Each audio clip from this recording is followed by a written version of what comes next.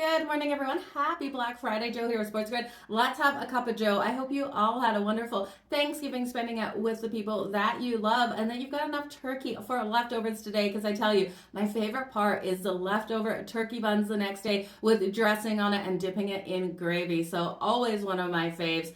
We're going to talk some football. We're going to talk college and pro. So let's jump straight into it. The big Black Friday game in the NFL, the only game, the Raiders taking on the Chiefs. Divisional matchup here, and we know the Kansas City Chiefs are a 12.5-point favorite. And when we look at this matchup, I kind of am concerned about who the Chiefs have on deck. Now, the Raiders, Antonio Pierce came out and even said it. They're the worst team in football. They're not the worst, but come on. Your coach comes out and says you're the worst team in football. What does that do for this team's morale? We know Gardner Minshew went out with that broken collarbone.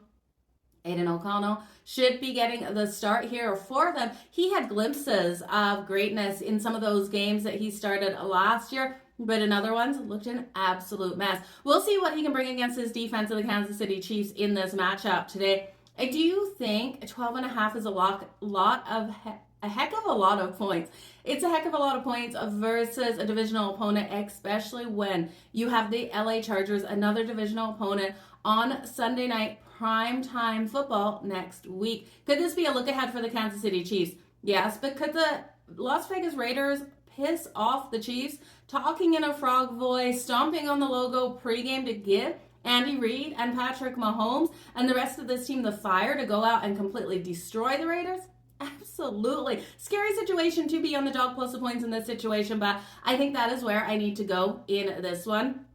Brock Bowers, I think, can get in the end zone for the Raiders if anyone's going to do it. I count on Brock Bowers. He's coming in at plus 260. Now, his over 6.5 receptions, I think, is a solid way to look. I expect those short passes out from Aiden O'Connell to him. When we look at who I'm liking for the Kansas City Chiefs, because they should be money today, we know Noah Gray has been a good target as of late, but I think the Raiders will be all over him because of that. I'm going to look at Travis Kelce. Yeah, let's get Travis Kelce in the end zone. He's actually getting better value than last night. Last night was plus 110. Today it's plus 135.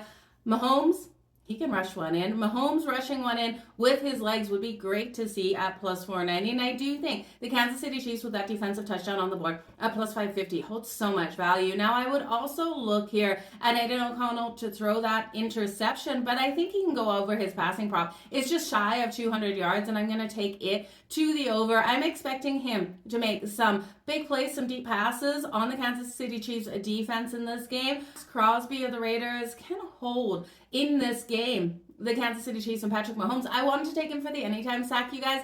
It's just not available. So if you can get the anytime sack for Max Crosby on your book of the Raiders, I would look at that too. Let's talk some college football. First game up, Minnesota versus Wisconsin. Minnesota has already locked into a bowl game, and I do think looking here at Wisconsin buy low spot after Nebraska just destroyed them last week, I'm going to take Wisconsin at minus 102 on the money line. Oregon State and Boise State. Boise State style points in this game. I'm looking for Ashton Jeanty to go over 177.5 rushing yards. Yes, it's a heck of a lock, but if anyone's going to do it, it is the running back here for Boise State, Ashton Jeanty. Oklahoma State versus Colorado. This is going to be a great matchup. Will this be, if Shedeur Sanders and Travis Hunter don't play in a bowl game, if they sit and opt out of those games, will this be the last time we see them making those huge connections at home? I think it could be. Colorado's team total over 41.5. Give it to me all day. Give me Shedeur Sanders over 3.5 passing touchdowns at plus 112 and Travis Hunter for 2+ touchdowns at plus 155. Now, Oklahoma State will bring whatever they have in this game. It will run through Ollie Gordon on the ground, the running back. I'm going to take him over 79.5 rushing yards. Oklahoma State plus the 16.5. Now, the Egg Bowl. Mississippi State taking on Ole Miss. Ole Miss, this season you've been betting them to the under. It's where you want to go. This defense can limit opponents, and the under is 9-2 on the season for Ole Miss. The total of this game coming in at 61.5. Give me the under in it. And then Georgia Tech taking on Georgia. Georgia Tech is one of those teams getting up for these big opponents. I'm going to take their first half team total over 7.5 at plus 136. And then the first half plus a 10.5. I do think Georgia eventually pulls away and gets a big win in this one, but Georgia Tech is going to hang in that first half. I expect those points to come. I expect them to come out with a great game script and execute it nicely. So give me Georgia Tech plus a 10.5 in the first half. Their team total over 7.5. And let's go, you guys. It's going to be a great day of football. I'm live on the grid from noon to 2 p.m.